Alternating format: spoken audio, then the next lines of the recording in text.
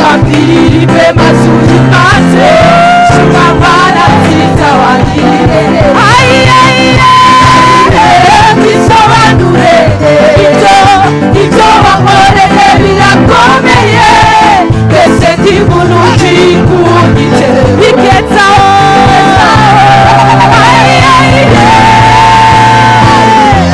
Bisobanure Ibyo wankoreye birakomeye Mbese ndi muntu ukingungite Bigezaho Bisobanure Ibyo wankoreye birakomeye Mbese ndi muntu ukingungite Bigezaho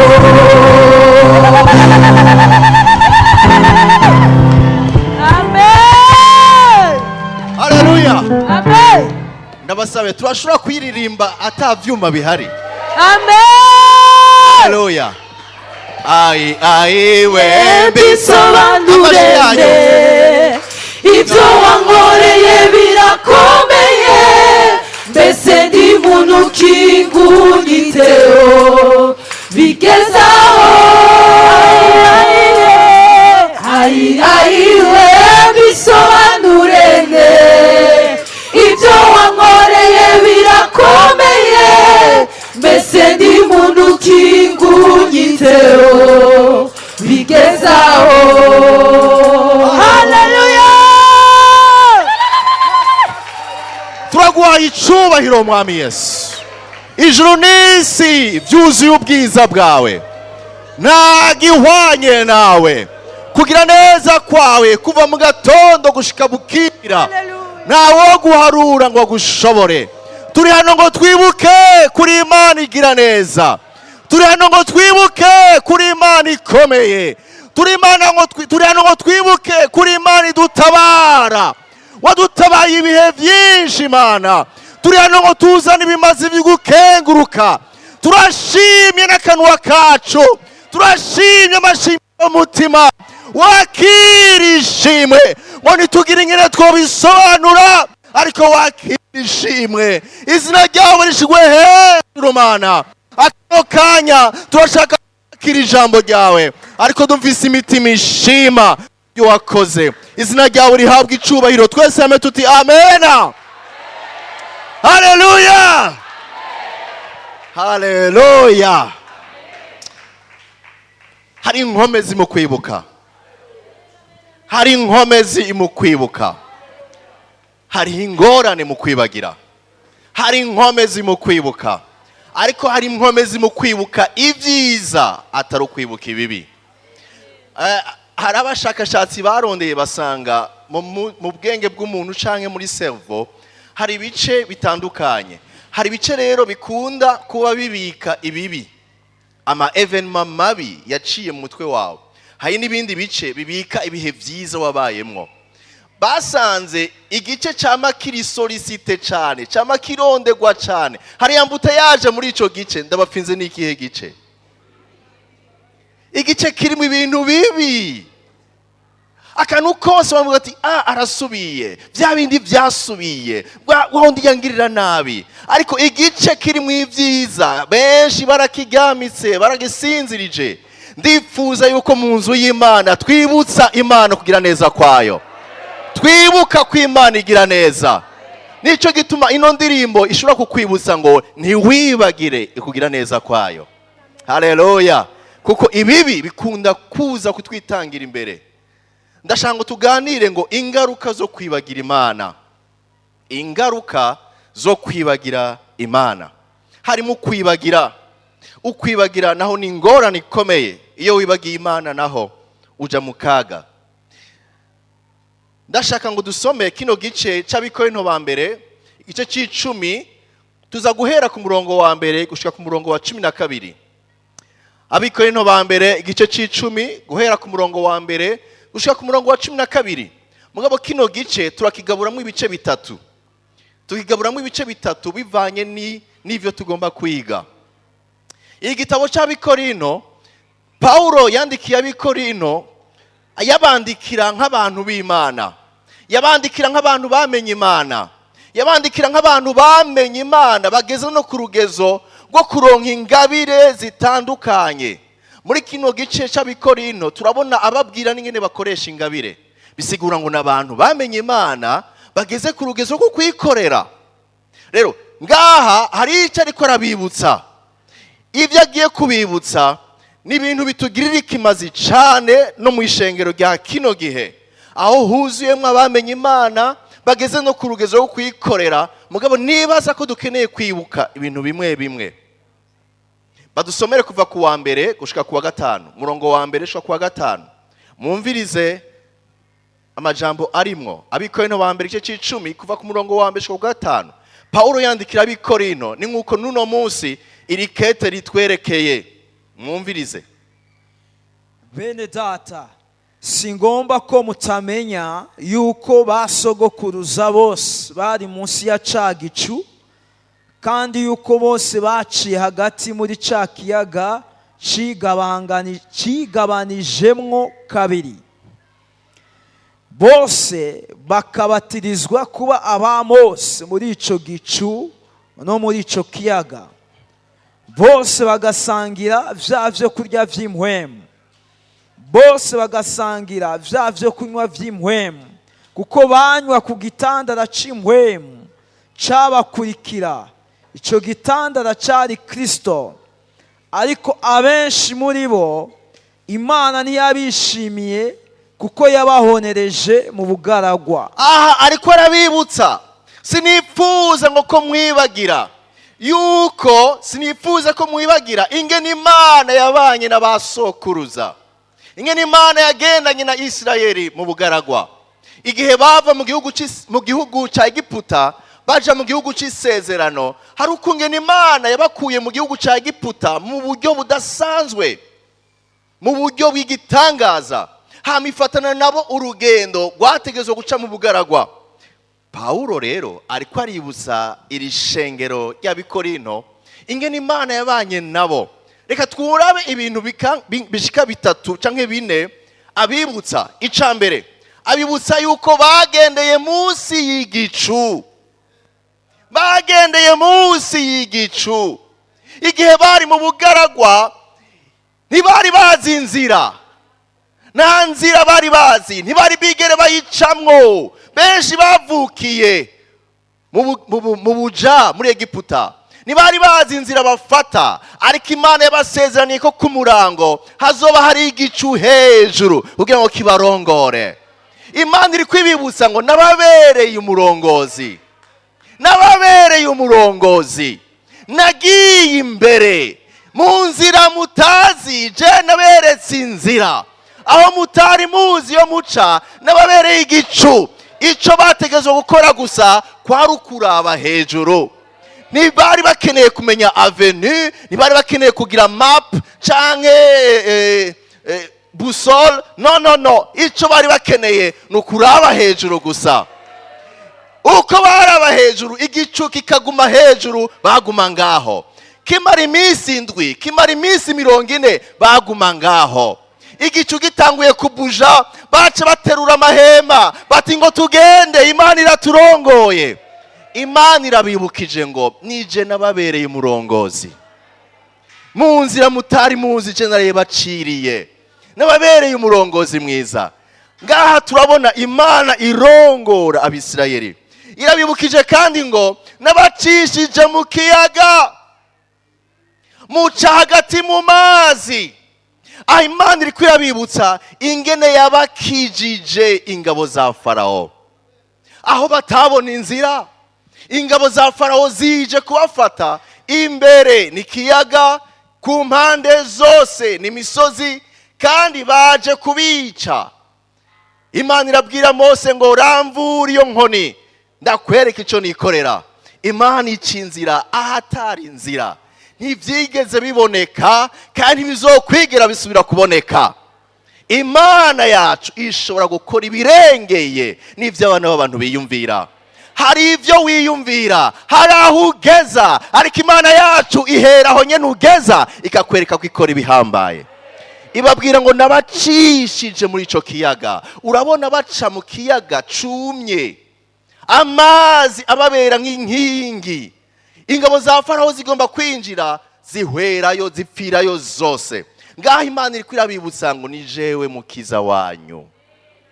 Hagati mu bibazo bikomeye n'ababereye umukiza, ni jewe ndabakiza urupfu rwa Farawo.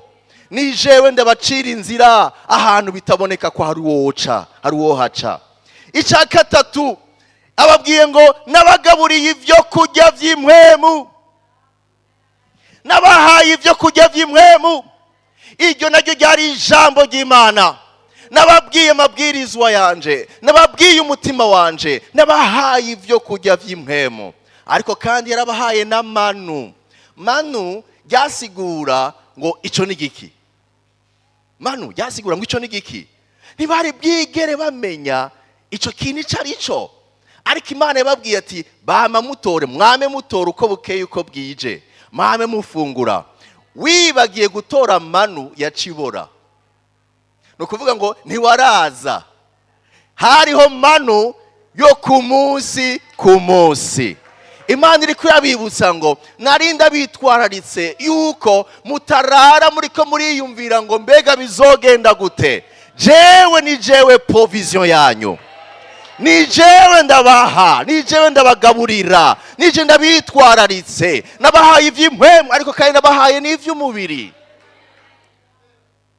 Paulo ariko aributsa abikorino yuko Imana bizeye ari Imana, un Dieu Jéhovah Jireh, Dieu qui pourvoit. Imana itanga ibikwiye mu gihe gikwiye. Reka ngaruke gato, iyo manu bafungura iminsi yose, uno munsi niki? Ni ijambo ry'Imana.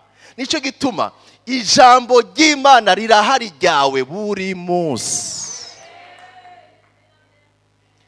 Buri munsi. Iyo utaririye urahomvye iry'Imana yaguteguriye buri munsi. Nico gituma buri gitondo urafise ijambo Imana manu yaguhaye igukomeza uwo munsi. Benshi amamanu yabo aza yarataye agaciro gushika igihe bazotahura yuko buri munsi hariho manu yiwe. Mbwira mugenzi wawe uti uno munsi wariye manu yawe cyangwa warindiriye iyi? Rero iminsi mikuru, mu minsi y'imisi mikuru, amakonje, abenshi ntibajya manu, baca bironderera akanya ko gusinzira no kuryoherwa iyo minsi mikuru. Ariko ntiwibagire yuko uwo munsi naho nyene hariho manu yawe. Imana iri kwirabibutsa rero ngo buri munsi nabahaye manu, nabahaye ibyo kurya by'impwemu. Sinabahaye ibyo kurya gusa. Icya kane ngo mwaronse kunywa kuri ya mazi avahe. Avahe? Ava ku gitare, ku rutare. Naho byakabonetse amazi ntasohoka ava mu rutare, ariko Imana yaberetse yuko ari Imana ishobora gukura amazi mu rutare. Bene data, Imana twizeye irakomeye. Batubwiye ngo urwo rutare ninde? Ni Kristo Yesu. Nuno munsi tuvugana hariho ivy'Imana yateguye, hariho uwundi munezero, hari andi mahoro, hariho la manifestation y'urukundo rw'Imana biva muri Kristo Yesu. Kristo nirwo rutare twubatseko, ariko kuri urwo rutare twubatseko niho hava amazi. Amazi aza kurafeshisa ubugingo bwacu. Ni muri Kristo Yesu hasohotse amaraso, mu maraso yiwe twarejejwe. Muri Kristo Yesu twaronse imbabazi, mu mbabazi ziwe twaremewe imbere y'Imana. Ni mu gikorwa yakoze ku musaraba aho twejejwe ibyaha byacu byose. Mumve rero, Imana ihejeje kuyibutsa ibintu bishika bine. Ingene yabarongoye, ingene yabakijije urupfu, ingene yabagaburiye irabitwararika, n'ingene yabahaye ibihe byo guhembuka. Ariko ikibabaje mwacumvise ni ku murongo wa 5 havuga gute? Ikibabaje ku murongo wa 5 havuga ariko abenshi muri bo Imana ntiyabishimiye kuko bahonerejwe mu bugararwa. Iyi verse irababaje, irimo mu maverse ababaje inyuma yo kumva iby'Imana yakoze, ariko bigaheza bavuga ngo ariko benshi. Mu Gifaransa bavuze ngo la plupart. Hariho umugwi babatashitse mu gihugu cy'isezerano. Ntibashitseyo kubera iki? Ntibashitseyo ngo kuko Imana itabanezererewe. Turaza kumenya ibyatumye badashika mu gihugu cy'isezerano, ariko nashaka kwibutsa ubwa mbere na mbere yuko hariho byinshi uno munsi bitubwira kuri ibi bintu byabaye ku Bisirayeli. Mbega ugerageje kwiyumvira, Imana yashobora kuba yagutabaye. Hari ibihe Imana yagutabayemo, hari ibihe Imana yakugaburiye iguha ibikwiye utaruzi ko bishobora kuboneka. Hari igihe Imana yaba yarakurongoye ikurongora neza mu bihe wari wazazaniwe. Ibi byakweretse yuko Imana igira neza, ariko ikibazo kihari ni kubera iki ibakuye mu buja ibajana mu gihugu cy'isezerano hari abatigeze bashika. Hari igituma. Ibi bitubera icigwa. Kino gice usomye muri Bibiliya y'Ikirundi bavuga ngo ibyabaye ku Bisirayeli bitubere icigwa. Icigwa kubera iki? Kuko uno munsi bamwe yari kwabwira abandi, yari kwabwira bari mu ishengero, bamwe barakijijwe bari mu ishengero, bavuye muri Egiputa ari ryo si bariko baja mu ijuru, arico gihugu cy'isezerano. Ariko hagati y'ukuva muri Egiputa no gushika mu gihugu cy'isezerano hariho ivy'Imana iri kwikora ku buzima bwabo, ariko ikibabaje mbega bose bazoshika. Ni biki bituma badashika? Tuca tubibona munsi. Ariko nahacu ukwibuka, ukwibagira ni kimwe kidutuma tudashobora gushika mu mugambi w'Imana. Hariho benshi uno munsi bavuga bati ivyo bintu narabibayemo, ivyo bintu ndabizi, ariko uno munsi atakibirimo, ahubwo ari mu mugwi w'ababikritika, w'abakritika ivy'Imana, w'abakritika yuko Imana abakozi bayo n'ibindi byinshi. Ntaco bitwaye, Imana ntiriho kugira yidefande, ariko Imana ni Imana. Imana ntiriho kugira ngo yikureyo kuko mwayagirije, kuko icizi kandi n'ico abayizera bayiziko nuko ari Imana igororotse, Imana idahinduka, Imana yuzuye ubuntu n'imbabazi. Uguhinduka ni twebwe, ariko Imana ntihinduka. Irivugira Yesu bwiwe nyari yavugira ngo uko yarari ejo niko ari uno munsi, niko azohora n'ibihe bidashira. Akajambo mukibuke, uko yarari ejo niko ari uno munsi, kandi niko ariyo n'ibihe bidashira. Abenshi twarafashe Imana tuyishira muri context yacu, tuyishira mu bihe byacu, dushaka kwija mu myanya twe dushaka kwijamo, dushaka kwiba nkuko twe dushaka, ariko Imana guma ari Imana.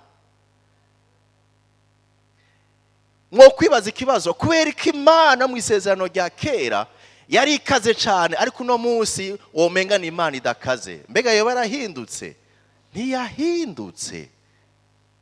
Bibiliya irambwira ngo hari umunsi yabikiye uburake bw'abatizera, hari umunsi yabitse ubwo burake kandi izobugaragaza amahanga abona, kandi uwo munsi azoba ari mubi kuri bamwe, ariko ku bandi igihe inzambi izovuga azoba ari umunezero kuja kumusanganira.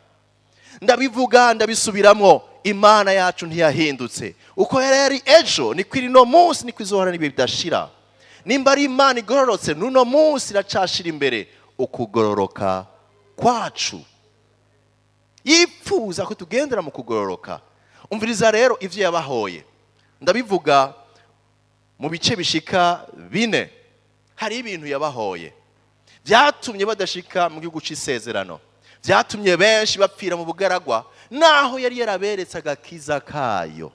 Ndasubiyemo, icatumye baguma bagapfira mu bugaragwa, naho yari yaraberetse bimwe nababwira byose twumvise ariko benshi bapfiriye mu bugaragwa. Kubera iki? Icya mbere, umurongo w'indwi, mwumvirize icyo yabahoye. kandi ntimugasenga ibishushanyo by'ibigirwamana nk'uko bamwe bo muri ba bandi babisenga, nk'uko handitswe ngo abantu bicaritswe no kurya no kunywa bava hasi barabyina. Aha ndagomba kuvuga ku kintu cyitwa ukusenga ibigirwamana bifatanije no kwiryohera no kwinezereza. Mose amaze kubakura mu gihugu cya Egiputa, bageze ahantu Mose aduga gusenga, amara igihe kirekire.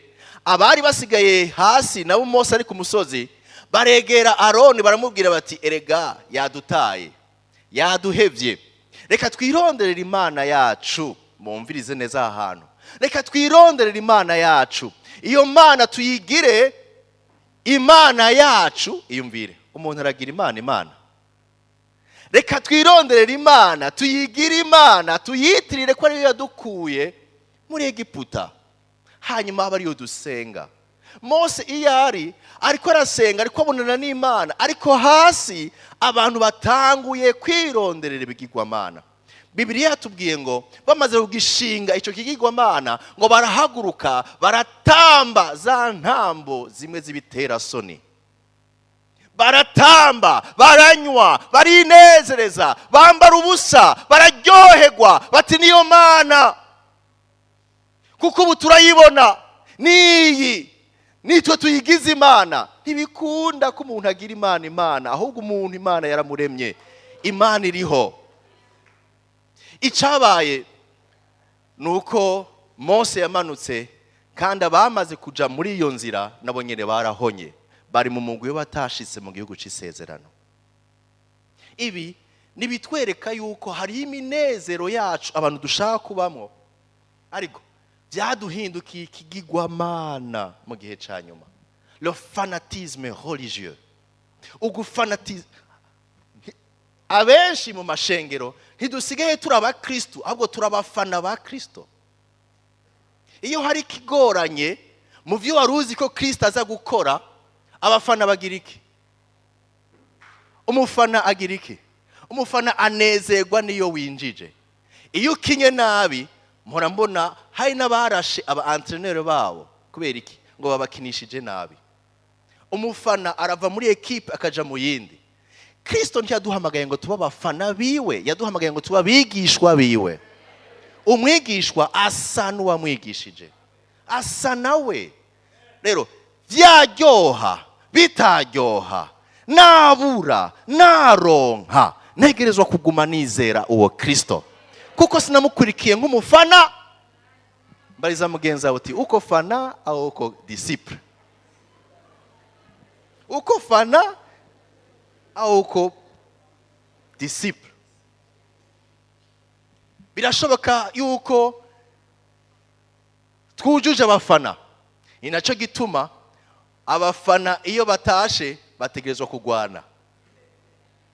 Nico gituma abafana bama bagwanira inyungu za ekipe yao, bagashira mu ngumu. Ariko abigishwa ba Kristo nka Stefano tubona bamutera amabuye akavuga ngo ubababarire, ntibazi ico bakora. Ngira itandukaniro hagati y'umufana n'umukristo. Haleluya, no mwigishwa wa Kristo.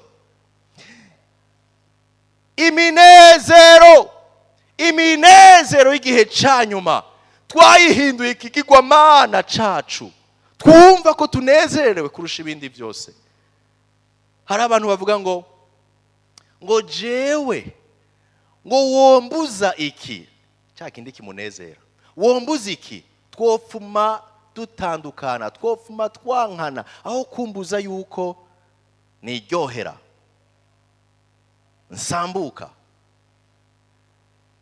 No kuvuga ngo iminezero yaragiye ku rugezo kwaho itandukanya abantu n'Imana, ikabatandukanya n'abantu n'abandi. Ni igiki cyo kurutira igikorwa Kristo yakoze ku musaraba? Icya kabiri yabahoye. Icya mbere twumvise ko ari iminezero ivanze no gusenga ibigirwamana. Iyo minezero ikagera ahantu igafata igahinduka ikigirwamana. Icya kabiri, umurongo w'8. Mwumvirize umurongo w'8. kandi ntitugasambane nk'uko bamwe bo muri ba bandi basambanye maze hagapfamwo abantu 250 ku munsi umwe. Mwibuke ko Imana itigeze igira iki? Ihinduka. Nimba tuvyemezanya ko Imana itahindutse ari ya yindi nyene, kubera ko uno munsi womenga iki kintu c'ubusambanyi caraduze ku rugezo kwaho umenga nta kibazo nzokwihana canke Imana iranzi canke nabiguyemwo, ukamenga nta homo ihari, nta n'ugutinya icaha bikihari. Uno munsi bamwe bavuga bati ntavyo nza gukora, mugabo aravyikorera wenyene, ariyugarana akibera mu yindi monde aho umusambanyi. Imbere y'Imana suko utabikoze, ahubwo ni nuko n'ivyiyumviro vyawe vyanduye. Aha tubona Imana ibabaye ku buryo uwo munsi nyene hapfuye benshi, abashika 220 bingahe. Nabo nabari muri gwa rugendo, bariko bajahe mu gihugu c'isezerano, ariko bahowe iki? Ubusambanyi. Ubusambanyi. Yesu yaravuze ngo mwarumvise ngo ntugasambane, ngo ariko jewe ndababwira ngo nuraba umugore w'abandi akamwipfuza abahejeje gusambana nawe. Bumva Yesu ntariko araba igikorwa ukora, ariko ashaka yuko utunganya no muri vyiyumviro vyawe, kuko umuntu atangura kugwira mu vyiyumviro. Benshi barabanye mugabo batabana kubera ikigirwamana canke iki kintu c'icaha c'ubusambanyi carasambuye ingo, carisha imiryango, abana babibamwe bakiri bato. Iki ni cago, ni ikintu gikomeye Imana yanka. Uno munsi ntitugishaka kubivuga, dushaka kuvuga ngo Imana igiye kuguhezagira. Nawe ubaye muri ivyo vyaha, Imana umuhezagiro wayo uherekezwa no kugororoka.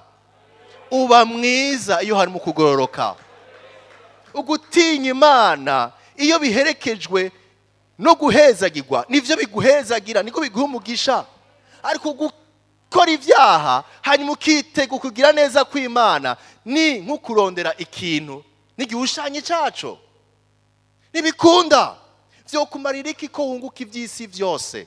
Uravuga ngo none nobaho gute? None noshobora kuriha inzu gute? None norihira abana gute? Nimba ntabayemo, none ko we yandondeye, none sije namurondeye.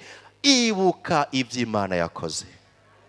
Ukwibagira Imana bijana abantu mu vyaha. Mbega iyo uri muri bijya bintu akenge kakagaruka, ukibuka Imana kwirikwira kubona kandi izi ivyubamo, urumva inkomezi zo kubandanya. Akenshi nuko abantu bibagiye, baribagiye Imana. Twibera mu bihe vyacu aho tuzi ngo Imana yacu si nk'iya kera, ariko nashaka kukwibutsa ngo Imana ntiyigeze ihinduka, ni ya yindi nyene. Kumbura irabitse hari umunsi izogaragaza, kandi benshi bashobora kutazoshika. Ndasenga, nsengera umuryango wanje, ariko kandi nawe ndagusengera ngo Imana igufashe gutahura ngo urugendo watanguye iguherekeze izigushikane. Ntuze wibagira Imana. Paulo arabwira Timoteyo ati wame wibuka Kristo Yesu. Ukwibagira Kristo nico yakoze bidutera kuba mu vyaha. Wibuke Yesu. Iyo icaha kidodoye ku muryango wawe, wibuke Yesu. Iyo icaha kidodoye mu muryango wawe, wibuke Yesu. Icaha kidodoye mu vyiyumviro vyawe, wibuke Yesu. Aguhe kunesha. Donc iki kintu c'icaha c'ubusambanyi ni na kino gihe caragwiriye gushika naho kiba no mu bahagararira ijambo ry'Imana n'ababa mu vy'Imana baba muri ubwo buzima. Birababaje kuko abo basengera cyangwa abo barongoye babajana muri ivyo vyaha. Imana itubabarire. ndavuga nti Imana itubabarire by'ukuri, itubabarire. Kubera iki? Kuko twarabaye mu bintu nk'uko umenga twamaze gushika mu ijuru, ariko ndabibutsa ko turi mu rugendo, ntiturashika, turi mu rugendo. Ariko urwo rugendo Bibiliya imbwiye ngo hariho abatashoboye gushika kubera Imana itabanezerewe. Ica gatatu tuvuga ku murongo w'icenda, havuga gute? kandi ntitukagerageze umwami wacu nk'uko bamwe bo muri ba bandi bamugerageje bakamarwa n'inzoka. Mugiye gusoma uyo murongo muzowusanga mu guharura igice cya 14 umurongo wa 37. Guharura 14:37. Imana Mose arungika abatasi abagenda gutata igihugu cy'isezerano. Babiri baza bavuga ibyiza yuko bishoboka icyo gihugu bagishikamwo, ariko 10 bagumura igihugu cyose. Abantu 10 baravuga bati Mose aradusutse, ahana tujanye ntihabaho, igihugu yavuze cyuzuyemo ibigatanya, nta nuwo kubahuka ngo agwane muri ico gihugu, ahubwo bazotujya nk'imitsima, twebwe tuboneka nk'inzige, turi abantu bato, nimugende mwe nima mushaka, ariko twebwe nitugenda. Arabasutse, mukozi w'Imana arabasutse. Ego Imana yabivuze, mugabo n'Imana nayo nyene iradusutse. Aha shaka kuvuga ku kintu wo kwandika la rébellion contre les serviteurs de Dieu. Ukugwanya, ukugumuka, ugwanya ico Imana yavuze n'abakozi bayo. Hari abantu bari mu mivumo kuko bagiye kugwanya ico Imana yashizeho cyangwa ico Imana yashinze, bagwanye nabi Imana yashizeho ngo babarongore. Turabona muri urugendo abagumusi abo bantu 10, nabo nyene abo bantu 10 ngo bapfiriye ngaho uwo munsi nyene. Kubera iki? Kuko bagwanije ico Imana yashaka yuko bashika mu gihugu cy'isezerano, ariko bagumura benshi. Mbega uno munsi mwishengero harabaza bakakubwira ngo reka ntibishoboka, wowe ugomba kwigira nde? Ego ubuzima nuko nyene tububamo. Bariko bagwanya ico Imana yahamagariye abayizera ko bagendera mu kugororoka. Abenshi basanga bavuze ukutariko bakaja kugwanya ico Imana igomba. Reka shaka kwigira ibw'impwemo, reka twese nituri abantu, twese nituri abakristo. Hari abantu bagwishije benshi biciye mu guhakana, la rébellion. Raba kutari kurabuza benshi gushikira Imana. Rondera Imana ugiti cawe, utabishobora genda usenge, usaba Imana ikugurura amaso, igushoboze, ureke kubloka no guhagarika ab'Imana iri kwirahamagara. Abenshi Imana yarabahamagaye, ariko bahura n'abari muri rébellion mu kugwanya ico Imana igomba, bahagarika imihamagaro ya benshi, abandi basubiza inyuma benshi. Ngo twese turasenga, nacu Imana iratwumva, Imana izoduharira, Imana ni nyembabazi, nta kibazo, nagenda yubayemo igihe, ariko Imana ntirampana. Uri kuronona abantu, uri kurasambura umugambi w'Imana, kandi ushobora kudashika mu gihugu cy'isezerano. Icanyuma murongo w'10, mumve ico Imana yabahoye. Kandi ntimukidodombe nk'uko bamwe bo muri ba bandi bidodomvye bakamagwa n'umuranduzi. Ukwidodombera Imana, ucandike les murmures contre Dieu. Kwidodombera Imana naco nyene ni kimwe mu vyababaje umutima w'Imana, bituma bamwe badashika. Umva imyidodombo yabo, murumva imyidodombo yabo. Umva izingene yavuga: Mose batuzanye gupfira mu bugaragwa, muri Egiputa twara turonka inyama, twara turonka amazi uko dushatse, twara kandi turonka concombre. Sinzi gituma concombre bayikunda. None utuzanye kutwicira mu bugaragwa. Iyo tureka tukigumira hariya, ukwidodomba.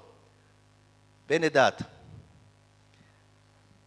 bangahe bamaze kwidodombera abarongozi kubera igitoro?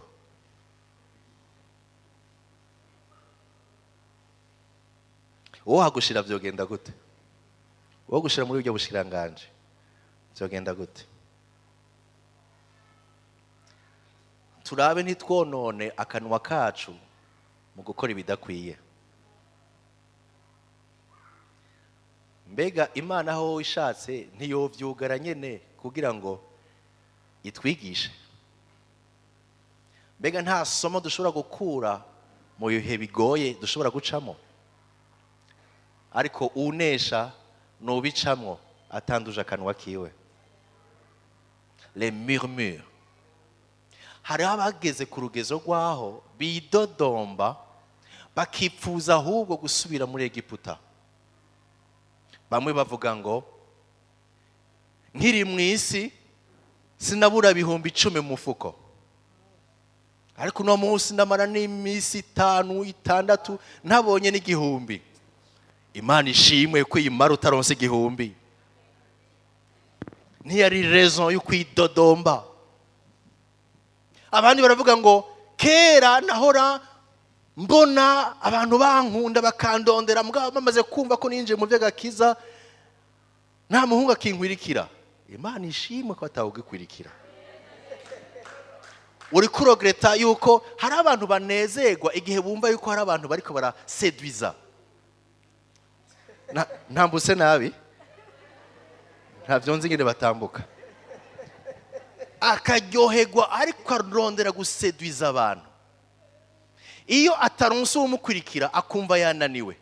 Rero amaze gushika mu Mana, Yesu akamugorora neza, hanyuma ntiyagire n'umwe amubona, ntibanabone ko yaje, hagatangura kwiyumvira ati nkiri mu isi abantu bahora bandondera.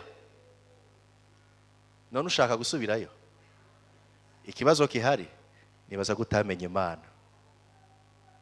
Ntibigeze umenye Imana wizere yariyo. Bene data, ukwidodomba gutuma ni nko kubwira Imana ngo Mana wananiwe, ntushoboye, sindakumva, wari gukora gutya, ingo ndakwigishe, ingo ndakubwira ingene bari gutezwa gukora, wasamaye. Ariko kwidodomba kubabaza umutima w'Imana. Abenshi ntibashitse kuko biyumviriye, bipfuza ivyo barenganye, baherera mu bugaragwa. Ni iki gihora gigutuma widoga cane? Widogera umugabo nuko mufise? Widogera umugore nuko mufise? Widogera abana nuko Imana yabaguhezagije? Ico widogera cose uzusuzume, hari urundi ruhande ushobora kukironka mwishimwe. Reka rero kwidodomba, ahubwo shima Imana mu byo yaguhezagije. Uravuga ko uno munsi ugwaye udafise amagara meza, nivyo, ariko uracabaho. Uravuga ko hari ibintu udafise, nivyo, ivyo ubuze ni byinshi, ariko hari indirimbo inyibutsa ngo muharuri imigisha yanyu, ni musige n'umwe muriyo, Imana yabaronkeje irabatangaza ingenari nyinshi. Muharura iki? Ureke guharura iki? Ivyo ubuze. Ivyo ubuze uzokwama ubibuze. Hariho byinshi nuno munsi uzorinda uva ngaha kwisi ugifise ivyo ubuze. Ariko hindukiza amaso, reka kwidodomba, himbaza Imana, uharura imigisha yaguhaye. Shima Imana ku magara meza.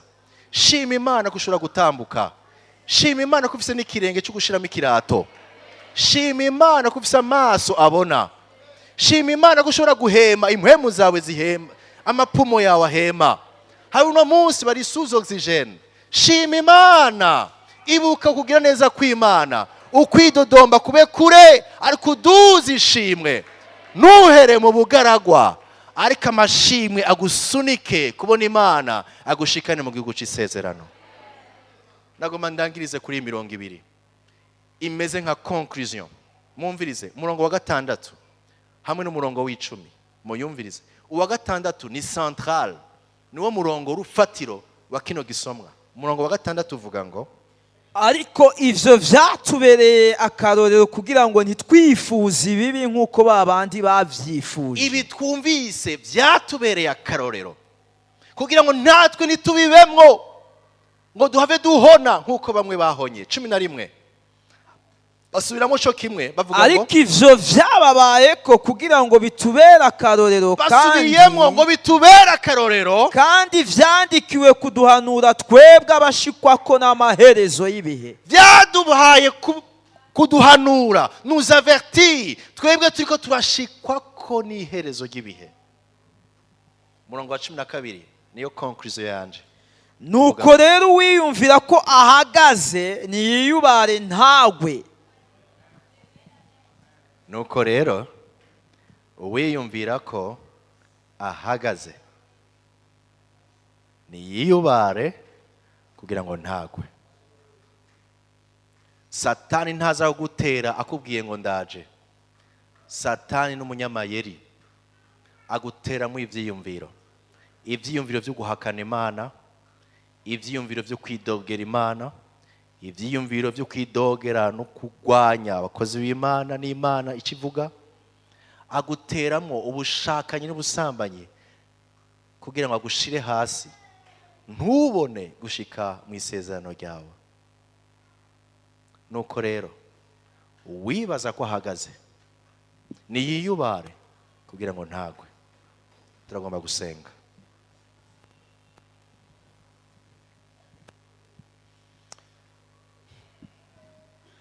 Tunamika imitwe yacu, duce bugufi, winjire indani mu mutima wawe, uve hanze n'amaprograme uza guhavujamo, uyibagire gato, wiyumvire. Wame wibuka Imana. Hari ingaruka zo kwibagira Imana. Nibiki uno munsi biriko biratera ubuzima bwawe muri no rugendo turimo. Turiko tuji Kanani, twaravuye mu isi Egiputa, turiko tuja mu gihugu c'isezerano, ariko ikibazo uri kugenda gute? Uri kubaho gute? Iki kigirwamana cyo kwinezereza, iminezero twayishize hejuru cyane kurusha uguhimbaza Imana. Mbega wewe ni igiki kikurutira ibindi byose? Ni minezero y'inosi biri kwirahera n'isi, biherana n'isi, ariko ngo abizeye Imana bayizigiye mu buzima bwabo bwose. Imana numwizigirwa izobaha kuyibona mu gihugu c'isezerano.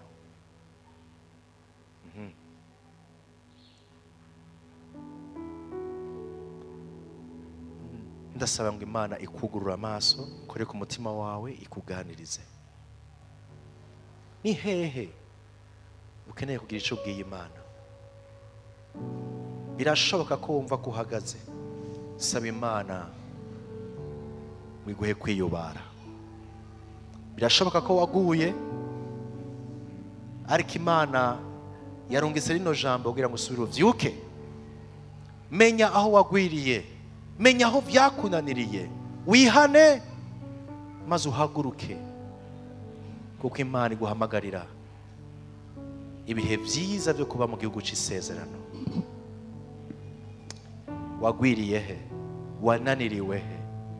Kugira ngo Imana igufate ukuboko ikuduze. Amaso yo kubona uwuriwe, meze mpumurize mu mutima, unkure mwakamenyero k'icuri, kuko Mana uri nkuru. Amaso yo kubona uriwe, meze mpumurize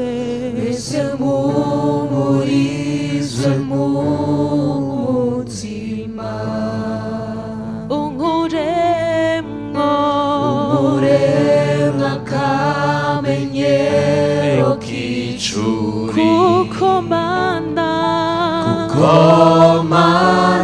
we uri inkuru n'amajuru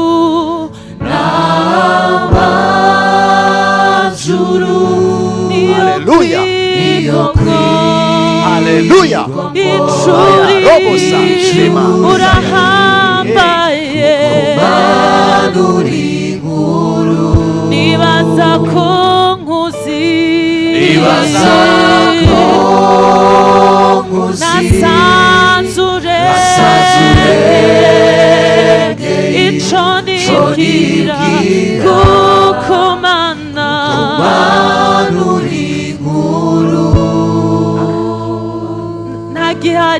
ntagihari co ntandukanya nawe ntagihari co nkura mu rukundo wangu nta rupfu nta buzima ivyo ndabizi neza uri inkuru oya ntagihari co ntandukanya nawe ntagihari co nkura mu rukundo wanguze nta rupfu nta buzima ivyo ndabizi neza mwami uri inkuru. Mbega mpwemu w'Imana ariko avuga iki mu mutima wawe?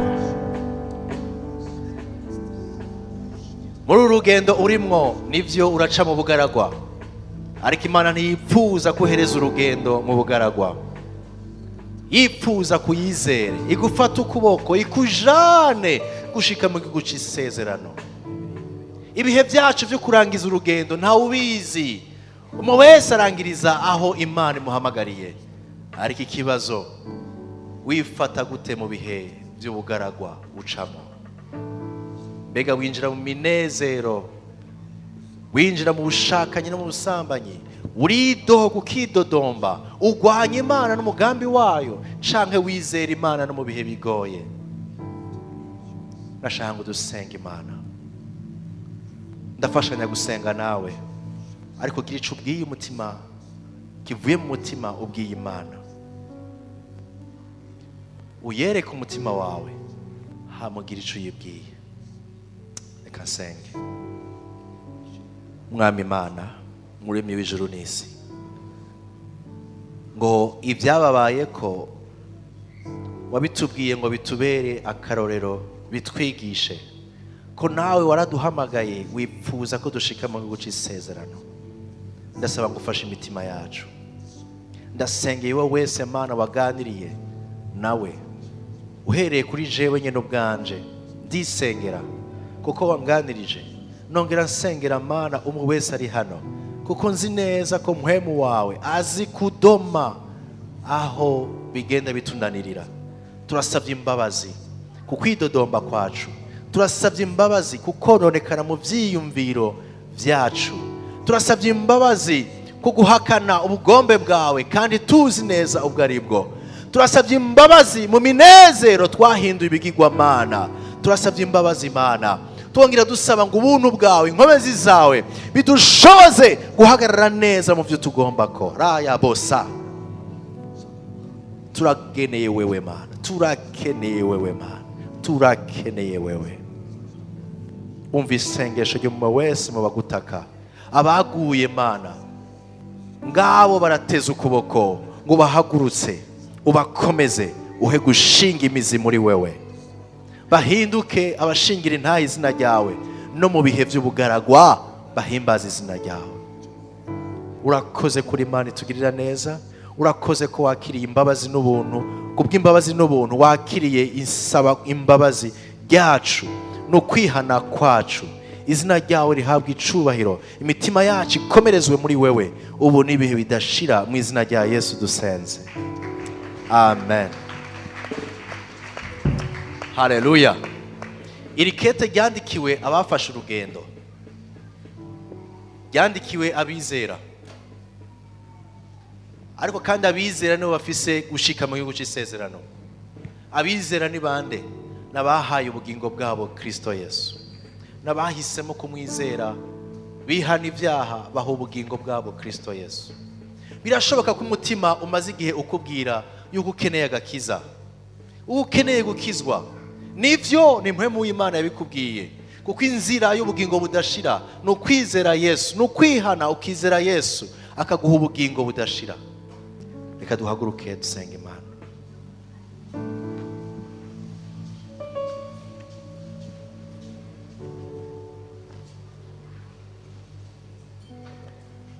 Mwami Imana, turagushima kanya keza waduhaye, twaje kuguhimbaza, kuvuga kugira neza kwawe, ariko kandi dutahanye impamba uduhaye yo muri uru rugendo turimwo ruja mu ijuru.